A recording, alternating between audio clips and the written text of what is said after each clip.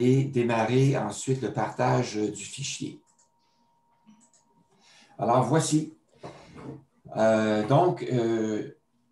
Ce document à l'écran présente le résultat du sondage portant sur les outils de suivi des finances personnelles qui a été réalisé à l'automne 2020 lors des activités de promotion des 4 calculateurs de planification financière de retraite. Ce sondage-là avait 2 objectifs. Premièrement, il visait à identifier les besoins de formation en matière de finances personnelles et de planification financière de retraite. Et deuxièmement, il visait à placer un cadre en vue d'offrir des activités de formation répondant aux besoins qui ont été identifiés dans le sondage. Alors, il y a 40 personnes qui ont reçu le sondage suite à leur participation à l'une ou l'autre des rencontres précédentes. 40 personnes au total. Et parmi ces 40 personnes-là, il y en a 20 qui ont répondu au sondage.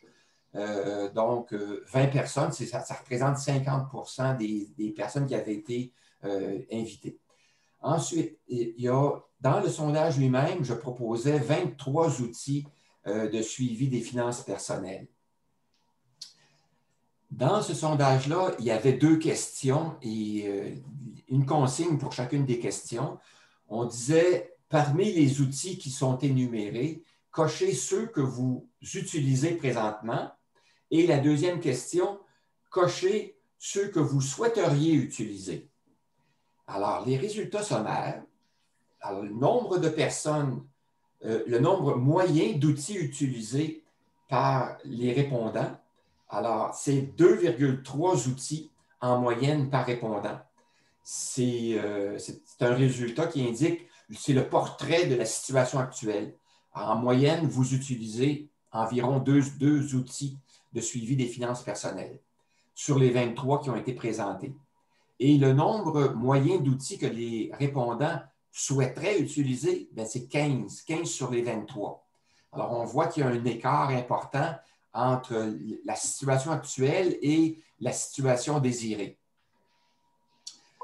Maintenant, je vous présente un tableau qui résume les résultats pour chacune des catégories d'outils. Alors, j'avais présenté 7 outils de type suivi comptable, 4 outils de type suivi fiscal, 4 outils de compilation, d'analyse et de prévision, 6 outils de planification budgétaire de retraite et un outil divers non classé.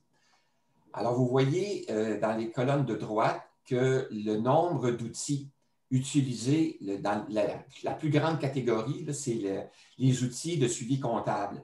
Donc, il y a 5 participants en moyenne qui utilisent des outils de suivi comptable.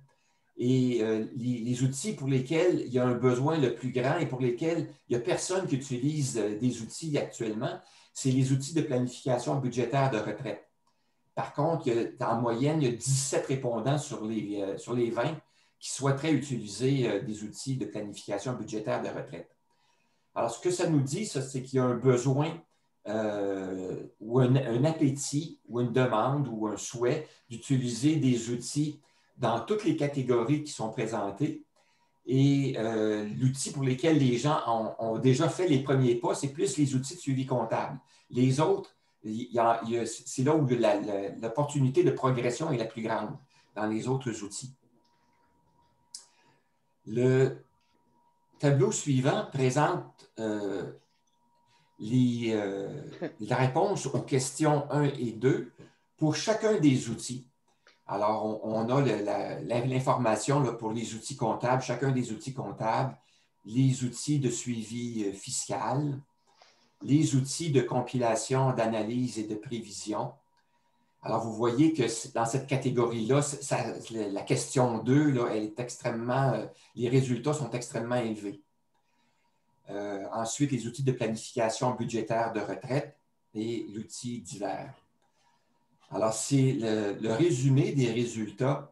Moi, ce que je retiens de ça, c'est qu'il y a, parmi les gens qui ont répondu au sondage, les gens utilisent peu en moyenne les outils de suivi des finances personnelles. et il y a un besoin d'en utiliser davantage. Les gens ressentent le besoin d'en utiliser davantage. Je conclus qu'il y a comme des besoins de formation liés aux outils de suivi des finances personnelles. J'arrête l'enregistrement et j'en démarre un nouveau